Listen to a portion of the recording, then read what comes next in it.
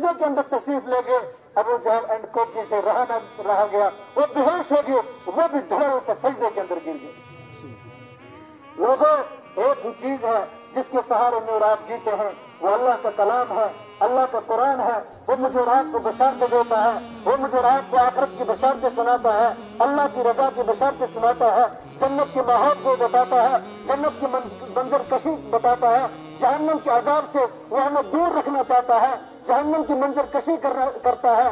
اور میں اور آپ جب جہنم کی آیت پڑھتے ہیں، عذاب کی آیتیں پڑھتے ہیں، سنتے ہیں، ہمارے دلوں کے اندر ایک حرکت طاری ہو جاتی ہے، ہمارے رونگٹے کھڑے ہو جاتے ہیں۔ اور مومنوں کی نشانی ہے، مومنوں کی علامت ہے، الذین اذا ذکر اللہ وجلت قلوبہم، کہ اللہ کے بندوں کے سامنے، ایمان والوں کے سامنے جب اللہ کا کلام پڑھا جاتا ہے، ان کے دل موم ہو جاتے ہیں، ان کے دل نرم ہو جاتے ہیں۔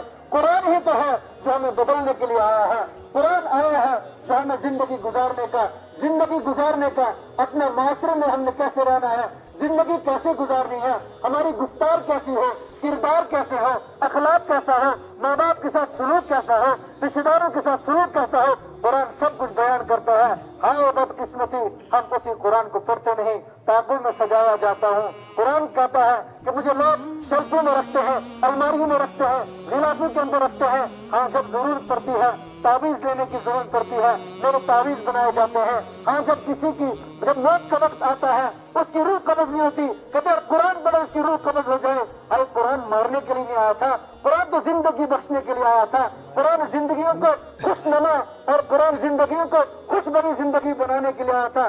ضرور اپنے موتا پر قرآن پڑھو، اس میں کوئی شک نہیں، لیکن مومنوں، جب تک میرے اور آپ کی آنکھیں کھلی ہیں اس سے پہلے ہم قرآن کو پڑھیں اور قرآن کی تلاوت کریں۔ بات لمبی ہو گئی، میں واپس لوٹنا چاہتا ہوں۔ آج کی جو مجلس ہے یہ قرآن کے نام سے معنون ہے، 6 حفاظ کرام کی آج دستار بندی ہوگی، حضرت قاری صاحب کی محنت ہے اس علاقے کے اندر۔ اللہ اکبر، اللہ ان کو جزائے خیر عطا فرمائے، ان کے سارے ساتھیوں کو، ان کے سارے رفقا کو اس دور دراز جنگل کے اندر انہوں نے منگل کر کے دکھایا۔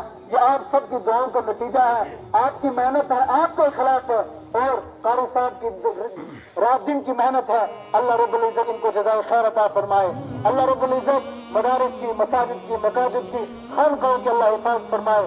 مومنوں، آج بھی تھوڑا سا مجمع ہے، تھوڑا سا محشر ہے، ایک محشر کے میدان کی ایک جھلکی ہے، اس جھلکی کے اندر ان 6 حفاظ کرام کو بلایا جائے گا، ان کے سروں پر تاج لگایا جائے گا، ان کے سروں پر دستار بندی کی جائے گی، کل محشر کا میدان ہوگا۔ اللہ رب العزت فرمائیں گے وَامْتَازُوا الْيَوْمَ أَيُّهَا الْمُجْرِمُونَ، مجرموں آج الگ ہو جاؤ، علماء کی صف الگ لگے گی، مجرموں کی الگ لگے گی، حفاظ کی الگ لگے گی۔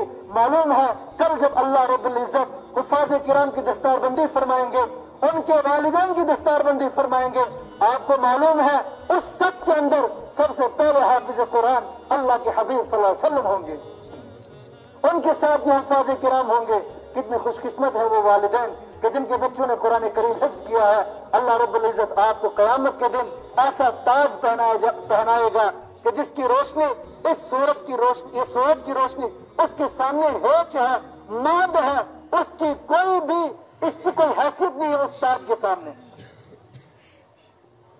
اللہ رب العزت حافظ قرآن سے فرمائے گا پڑھتا جا اور چڑھتا جا، تیری آخری منزل وہاں ہے جہاں تو آخری آیت پڑھے گا۔ کیسا منظر ہوگا، کیسا سما ہوگا۔ اب محنت تو اس بچے نے کی،